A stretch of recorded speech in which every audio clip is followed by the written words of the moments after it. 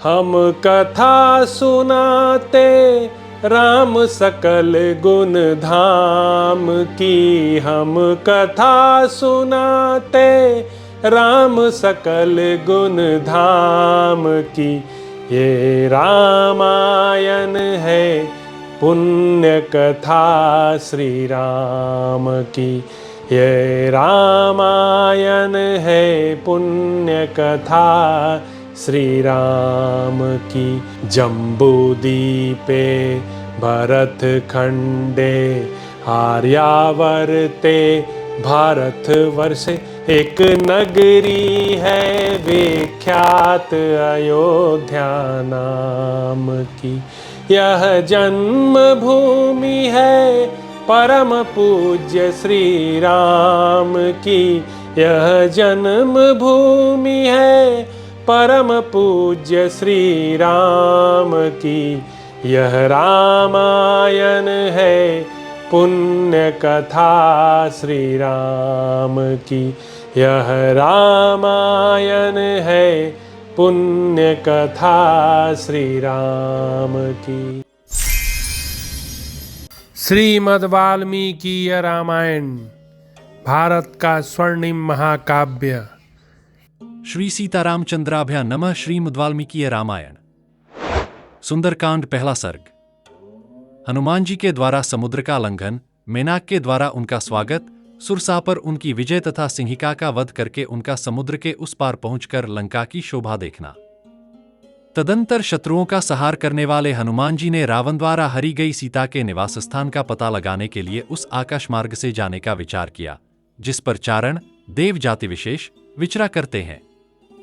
कपिवर हनुमान जी ऐसा कर्म करना चाहते थे जो दूसरों के लिए दुष्कर था तथा उस कार्य में उन्हें किसी और की सहायता भी नहीं प्राप्त थी।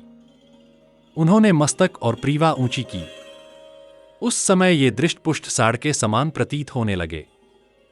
फिर धीर स्वभाव वाले ये महाबली पवन कुमार वैदुर्यमणि, नीलम और समुद्र के जल की भांति हरी हरी घास पर सुखपूर्वक विचरने लगे। उस समय बुद्धिमान हनुमान जी पक्षियों को त्रास देते, वृक्षों को वक्षस्थल के आघात से धराशायी करते तथा बहुत से मृगों वन जंतुओं को कुचलते हुए पराक्रम में बड़े बड़े सिंह के समान शोभा पा रहे थे। उस पर्वत का जो तल प्रदेश था वह पहाड़ों में स्वभाव से ही उत्पन्न होने वाली नीली, लाल, मजीठ और कमल के से रंग वाली श्वेत तथा श्याम वर्ण वाली निर्मल धातुओं से अच्छी तरह अलंकृत था। उस पर देवोपम यक्ष, किन्नर, गंधर्व और नाग जो इच्छानुसार रूप धारण करने वाले थे निरंतर परिवार सहित निवास करते थे। बड़े बड़े गजराजों से भरे हुए उस पर्वत के समतल प्रदेश में खड़े हुए कपिचर हनुमान जी वहां जलाशय में स्थित हुए विशालकाय हाथी के समान जान पड़ते थे। उन्होंने सूर्य, इंद्र, पवन, ब्रह्मा और भूतों, देवियों ने विशेषों को भी हाथ जोड़कर उस पार जाने का विचार किया। फिर पूर्वाभिमुख होकर अपने पिता पवनदेव को प्रणाम किया। तत्पश्चात कार्यकुशल हनुमान जी दक्षिण दिशा में जाने के लिए बढ़ने लगे, अपने शरीर को बढ़ाने लगे। बड़े बड़े वानरों ने देखा जैसे पूर्णिमा के दिन समुद्र में ज्वार आने लगता है, उसी प्रकार समुद्रलिन के लिए दृढ़ निश्चय करने वाले हनुमान जी श्रीराम की कार्य सिद्धि के लिए बढ़ने लगे। समुद्र को लांघने की इच्छा से उन्होंने अपने शरीर को बेहद बढ़ा लिया और अपनी दोनों भुजाओं तथा चरणों से उस पर्वत को दबाया। कपिवर हनुमान जी के द्वारा दबाए जाने पर तुरंत ही वह पर्वत कांप उठा और 2 घड़ी तक डगमगाता रहा। उसके ऊपर जो वृक्ष उगे थे उनकी डालियों के अग्रभाग फूलों से लदे हुए थे, किंतु उस पर्वत के हिलने से उनके वे सारे फूल झड़ गए। वृक्षों से झड़ी हुई उस सुगंधित पुष्पराशि के द्वारा सब ओर से आच्छादित हुआ वह पर्वत ऐसा जान पड़ता था मानो यह फूलों का ही बना हुआ हो। महापराक्रमी हनुमान जी के द्वारा दबाया जाता हुआ महेंद्र पर्वत जल के स्रोत बहाने लगा, मानो कोई मदमत्त गजराज अपने कुंभस्थल से मद की धारा बहा रहा हो।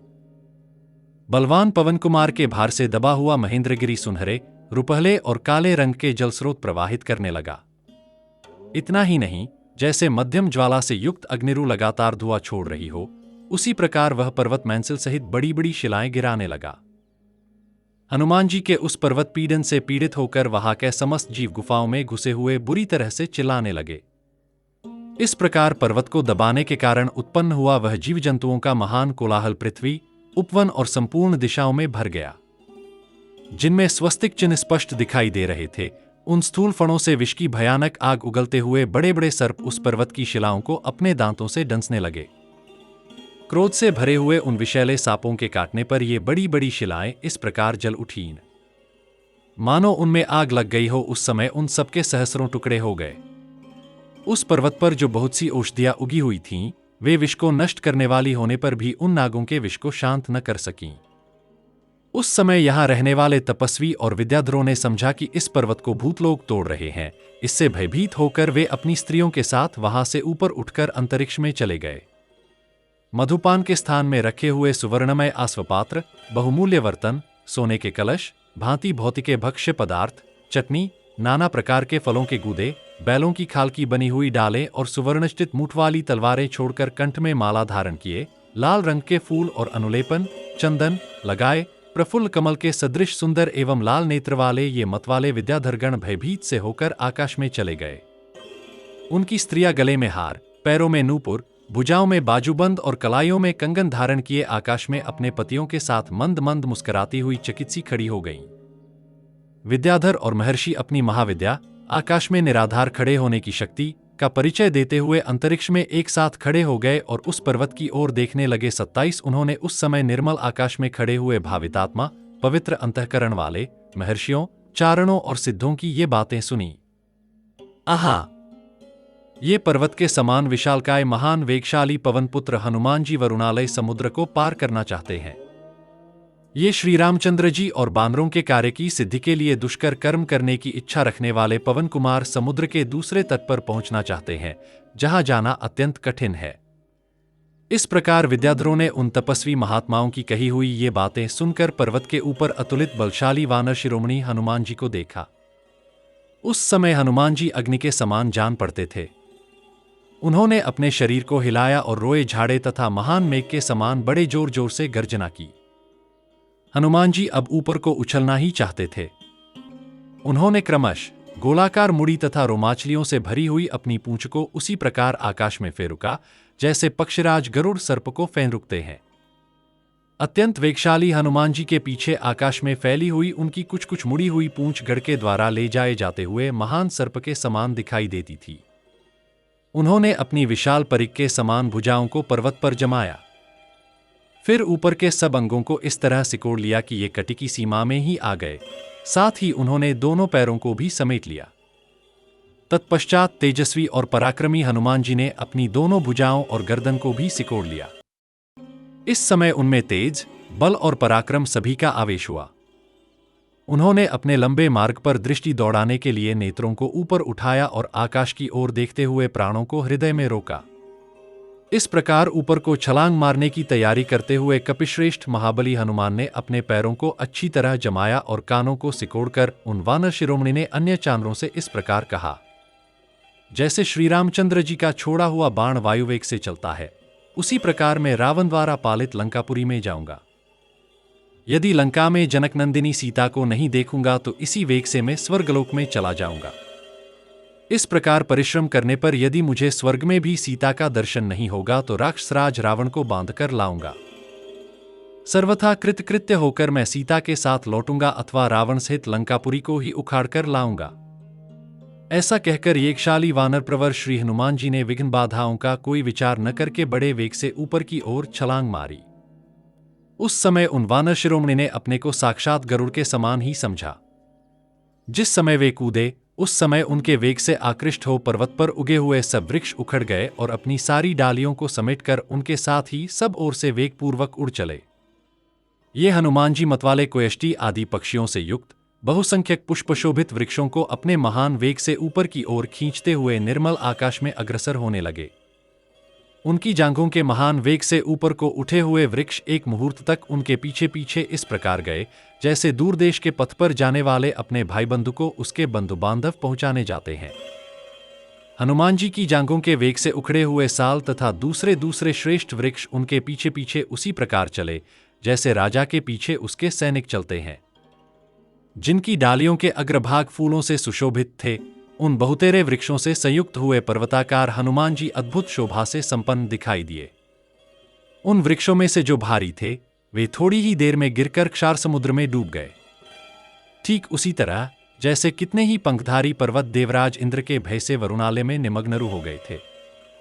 मेघ के समान विशालकाय हनुमान जी अपने साथ खींचकर आए हुए वृक्षों के अंकुर और कोर सहित फूलों से आच्छादित हो जुगनुओं की जगमगाहट से युक्त पर्वत के समान शोभा पाते थे। वे वृक्ष जब हनुमान जी के वेग से मुक्त हो जाते, उनके आकर्षण से छूट जाते, तब अपने फूल बरसाते हुए इस प्रकार समुद्र के जल में डूब जाते थे, जैसे सुहद्वाकी लोग परदेश जाने वाले अपने किसी बंधु को दूर तक पहुंचाकर लौट आते हैं। हनुमान जी के शरीर से उठी हुई वायु से प्रेरित हो वृक्षों के भांति भांति के पुष्प अत्यंत हल्के होने के कारण जब समुद्र में गिरते थे तब डूबते नहीं थे, इसलिए उनकी विचित्र शोभा होती थी। उन फूलों के कारण वह महासागर तारों से भरे हुए आकाश के समान सुशोभित होता था। अनेक रंग की सुगंधित पुष्पराशि से उपलक्षित वानर वीर हनुमान जी बिजली से सुशोभित होकर उठते हुए मेघ के समान जान पड़ते थे।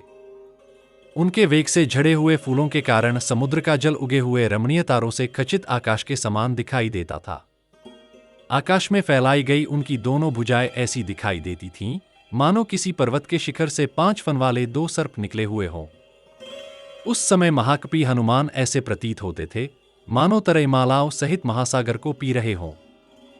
वे ऐसे दिखाई देते थे, मानो आकाश को भी पी जाना चाहते हों। वायु के मार्ग का अनुसरण करने वाले हनुमान जी के बिजली की सी चमक पैदा करने वाले दोनों नेत्र ऐसे प्रकाशित हो रहे थे, मानो पर्यंत पर 2 स्थानों में लगे हुए दावानल दहक रहे हों। पिंगल नेत्र वाले चांद्रों में श्रेष्ठ हनुमान जी की दोनों गोल बड़ी बड़ी और पीले रंग की आंखें चंद्रमा और सूर्य के समान प्रकाशित हो रही थीं। लाल लाल नासिका के कारण उनका सारा मुंह लाली लिए हुए था, अतः यह संध्याकाल से संयुक्त सूर्यमंडल के समान सुशोभित होता था। आकाश में तैरते हुए पवनपुत्र हनुमान की उठी हुई टेढ़ी पूंछ इंद्र की ऊंची ध्वजा के समान जान पड़ती थी। महाबुद्धिमान पवनपुत्र हनुमान जी की दादें सफेद थीं और पूंछ गोलाकार मुड़ी हुई थी, इसलिए वे परिधि से घिरे हुए सूर्यमंडल के समान जान पड़ते थे। उनकी कमर के नीचे का भाग बहुत लाल था, इससे ये महाकपि हनुमान फटे हुए गेरू से युक्त विशाल पर्वत के समान शोभा पाते थे। ऊपर से समुद्र को पार करते हुए वानर सिंह हनुमान की काख से होकर निकली हुई वायु बादल के समान गरजती थी। सुनाते राम सकल गुण धाम की, हम कथा सुनाते राम सकल गुण धाम की। ये रामायण है पुण्य कथा श्री राम की, ये रामायण है पुण्य कथा श्री राम की। जम्बूदीपे भरत खंडे आर्यावर्ते भारत वर्षे एक नगरी है विख्यात अयोध्या नाम की। यह जन्म भूमि है परम पूज्य श्री राम की, यह जन्म भूमि है परम पूज्य श्री राम की।